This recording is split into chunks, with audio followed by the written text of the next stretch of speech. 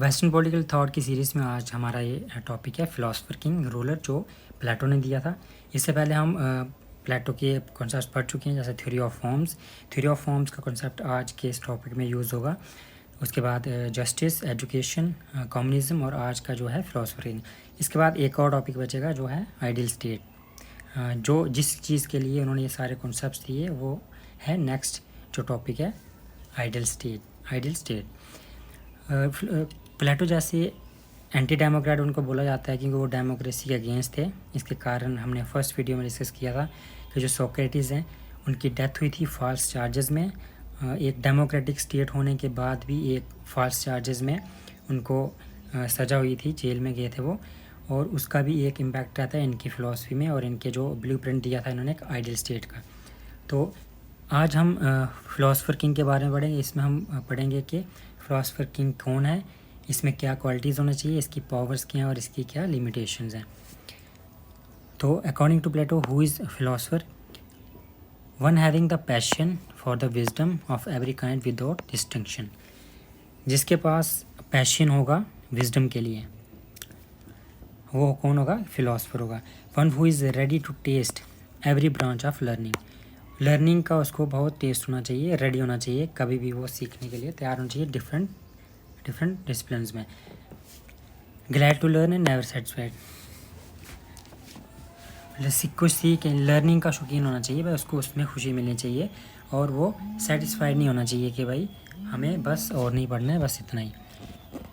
True philosopher कौन होगा? Who loves to see the truth. जो सच को जानना चाहता है, उसको उसकी खोज करना चाहता है, अल्टीमेट ट्रुथ क्या है, वो होगा ट्रू फिलोसफर।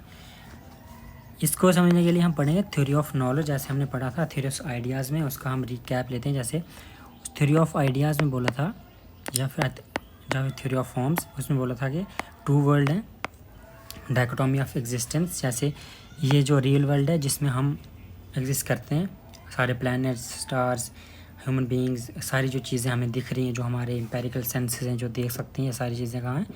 इस वर्ल्ड में, एम्पेरिकल वर्ल्ड। उन्होंने ये बोला था कि ये जो हमें दिख रहा है ये तो हमारे सेंसरी ऑर्गन्स देख रहे हैं, लेकिन हमारी बॉडी में, हमारी बॉडी जो है और हमारी सोल है, जो हमारी बॉडी है यानी जो हमारे सेंसेस हैं वो तो इसको देख सकते हैं एम्पेरिकल वर्ल्ड को, लेकिन जो हमारी सोल है वो किसके रिलेटेड है? वर्ल्ड ऑफ आइडियाज़ से, वर्ल्ड ऑफ फॉर्म से। यानी कि जो परमानेंट है, जो ट्रू है, वो है थ्योरी ऑफ जो वर्ल्ड ऑफ आइडियाज़, और उसी की ये कॉपी है क्या?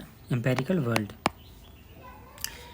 तो जब इंसान वर्ल्ड ऑफ आइडियाज़ में होता है, यानी यहाँ पे होता है, और जब यहाँ से इंसान इधर आता है तो वो क्या हो जाता है? उसमें इग्नोरेंस आ जाती है, और इग्नोरेंट होता है इस वर्ल्ड में।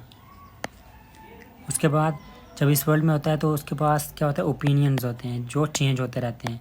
और जब इंसान यहाँ से निकलता है, जब उसको ट्रू नॉलेज गेन हो जाता है, तो जब ट्रू नॉलेज गेन होता है उसको लिबरेट होकर वर्ल्ड ऑफ आइडियाज़ में पहुँच जाता है, यानी उसको जिस चीज़ का पता लग जाता है कि भाई ये रियलिटी नहीं है, रियलिटी कुछ और है, जो वर्ल्ड ऑफ आइडियाज़ है। तो इस स्टेज में उसके पास नॉलेज होता है। तो यही वो बोलते हैं कि वो फिलोसफी रूलर स्टेट का ऐसा होना चाहिए जिसके पास नॉलेज हो, जो ओपिनियन में फंसा हो वैसा नहीं होना चाहिए, क्योंकि वही रूल अच्छे से करेगा जिसको हर चीज़ का आइडिया होगा और उसको रियलिटी, अल्टीमेट जो ट्रुथ क्या है उसका पता होना चाहिए। तो वही वो बोलते हैं कि ना ही वो इग्नोरेंस होनी चाहिए, उसमें इग्नोरेंट नहीं होना चाहिए जो कि गलत है। उसके बाद ओपिनियन स्टेज में भी नहीं होना चाहिए कि वो एक इंटरमीडिएट स्टेज है, वो चेंज होती रहती है। और उसके बाद कैसा होना चाहिए? नॉलेज हो जिसके पास, यानी वो ओपिनियन से बाहर चला गया है, यानी वो अल्टीमेट ट्रुथ को जानता है, और जो ट्रुथ क्या है? एटर्नल है, इम्यूटेबल है, वो कभी चेंज नहीं होगा। Who is in the state of knowledge? State of knowledge में होना चाहिए और ना ओपिनियन में नहीं होना चाहिए। Those whose hearts are fixed on the true being of each thing are to be called philosophers and not lovers of opinion.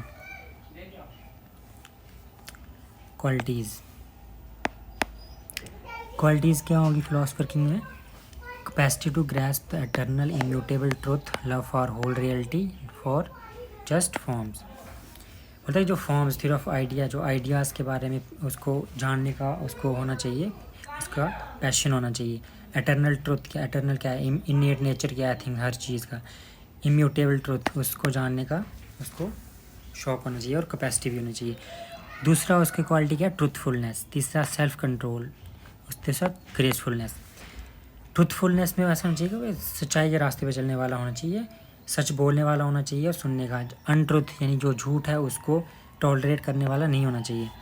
दूसरा सेल्फ कंट्रोल। डिज़ायर्स उसकी किस में होनी चाहिए, फिलॉसफी में, फिजिकल प्लेसेस में नहीं होनी चाहिए। ग्रेसफुलनेस, मीन एंड कोवार्डली नेचर जो है वो सूटेबल नहीं है किसके लिए, फिलोसफर किंग के लिए। Greatness of mind and breath of vision to contemplate all the time. एक गुड मेमोरी, अच्छी मेमोरी होनी चाहिए, चीज़ें भूलनी नहीं चाहिए। वो जिसको चीज़ें भूल रही हैं बार बार वो क्वालिफाइड नहीं है फिलोसफर के लिए। ए friend of courage and justice, उसके पास करेज होना चाहिए और जस्टिस के रास्ते पे चलने वाला होना चाहिए। Why philosopher must rule. अब क्वालिटीज़ हमने पढ़ ली, इसी से पता चला था ये फिलोसफर को ही क्यों रूल करना चाहिए। इसमें वो बोलते हैं कि मास्टर होता है डायलैक्टिक्स का। Art of discussion, dialogue, a process of pure argument, critical of assumption, ये सारी चीज़ें उसमें होती हैं तो वही सूटेबल है। Who can take account of essential nature of each thing, जो हर चीज़ का एक नेचर होता है उसको जानने वाला होना चाहिए। Greatest power must lie in the hands of those who are the most wise and have no lust for it. बोलता है कि जो मोस्ट वाइज हैं वो होने चाहिए और जिसपे इसकी लस्ट नहीं होनी चाहिए उनमें। What we need is that only man to get power should be man who do not love it, otherwise we shall have rivals and quarrels. बोलता है जिसके पास नॉलेज का लव नहीं होगा, उसको पाने का पैशन नहीं होगा, सिर्फ पावर के बारे में सोचेगा तो वहाँ पे राइवल्स होंगे, क्वेरल्स होंगे, तो ऐसे इंसान सूटेबल नहीं है। तो एक फ़िलासफ़र होगा उसको अल्टीमेट ट्रुथ का पता होगा तो वो क्या होगा, वो सिर्फ पावर के बारे में नहीं सोचेगा। Job of ruler is to guide the state towards the good and justice. तो रूलर है उसकी जॉब क्या है, एक अपनी स्टेट को गुड और जस्टिस की तरफ गाइड करना। तो वो सबसे बेस्ट गाइड कौन कर सकता है, philosopher king. May be one or more a member of supreme council, एक से ज़्यादा भी हो सकते हैं और जो मेंबर्स होते हैं सुप्रीम काउंसिल के, वो सुप्रीम काउंसिल में कब जाता है इंसान, जब 50 ईयर्स तक पढ़ जाता है अकॉर्डिंग टू प्लेटो, तो फिर वो बेस्ट सूटेबल होता है सुप्रीम काउंसिल में। Open to man and women, यानी कि जेंडर न्यूट्रल है फिलोसफर किंग, या फिर क्यून भी हो सकती है। क्रिटिसिज्म क्या है इस कॉन्सेप्ट का, वॉइस इन आइडियाज़ ओनली, सिर्फ आइडियाज़ में ही अच्छा लगता है, ये रियल लाइफ में यानी रियलिटी से काफ़ी दूर है ऐसा देखने को। यानी कि इसके बारे में बोला जाता है कि जो प्लेटो है अपनी लाइफ में एक भी जो है फिलोसफर किंग नहीं बना पाए। जैसे चंद्रगुप्त मौर्य ने बनाया था, चंद्रगुप्त मौर्य को बनाया था चाणक्य ने, और जो प्रिंस मैकियावेली का प्रिंस था। तो ये तो एग्जांपल्स हैं, उन्होंने अपना जो बेस्ट उनका जो किंग था उन्होंने बनाया।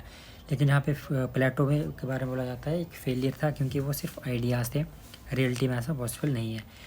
दूसरा क्रिटिसिज्म है despotic setup, control over marriage, reproduction, इन सब पे उन्होंने कंट्रोल करके रखा था, इवन एजुकेशन पे भी। तो ये सारी चीज़ें इसके क्रिटिसिज्म में आती हैं। Detached saintly, a road to non concern outlook towards social issues, अगर कोई इंसान ऐसा होगा तो वो सोशल इशूज़ पे ध्यान नहीं देगा, ऐसा फिलोसफर किंग को हम देख सकते हैं। क्योंकि जो सिर्फ आइडियाज़ की बात करेगा, एक वर्ल्ड है उसके जो दूसरे वर्ल्ड की बात करेगा, तो वो उसका जो आउटलुक होगा सोशल इशूज़ की तरफ कम होगी, ऐसा क्रिटिसिज्म में बोला जाता है। उसके बाद रूल ऑफ लॉ, एरिस्टोटल बोलते हैं कि रूल ऑफ लॉ होना चाहिए, ना कि कोई एक इंसान रूल, कोई ह्यूमन, कोई एक इंसान का रूल नहीं होना चाहिए, इसके अलावा एक लॉ का रूल होना चाहिए। तो ये था फिलोसफर किंग का कॉन्सेप्ट। नेक्स्ट सेशन में हम पढ़ेंगे आइडियल स्टेट। उससे पहले ये कुछ कोट्स हैं, ये पूछे जाते हैं पेपर में। नो लॉ और ordinance is mightier than knowledge, इसमें आप देख सकते हैं कि ये प्लेटो कहते हैं कि कोई भी लॉ या फिर ऑर्डिनेंस बड़ा नहीं है नॉलेज से।